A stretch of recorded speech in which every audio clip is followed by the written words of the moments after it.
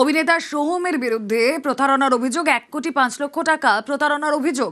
চারু market থানায় অভিনেতার বিরুদ্ধে এফআইআর। কথা বলবো, প্রতিনিধি রৌনক রয়েছেন সঙ্গে। রৌনক, কি অভিযোগ এক্স্যাক্টলি সোহম চক্রবর্তীর বিরুদ্ধে? কি ধরনের প্রতারণা তিনি করেছেন? ব্যবসায়ী অভিযোগ জানায় চারু মার্কেট থানায় মূলত অভিযোগ ছিল যে 1,05,00,000 টাকা সোহম চক্রবর্তী তার কাছ থেকে নিয়েছিলেন এবং সেই টাকা 2023 সালে ফেরত দেওয়ার কথা থাকলেও কোনো রকম ভাবে টাকা ফেরত দেয়নি এবং একটি সিনেমা বানানোর বিনিময়ে তিনি এই চুক্তিপত্রে সই করেছিলেন, কিন্তু সেই রকম কথা মতো কোনো রকম সিনেমাও তিনি তৈরি করেননি।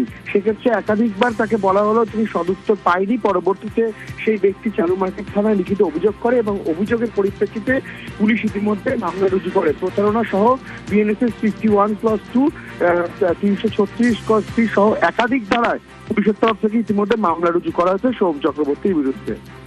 ওকে।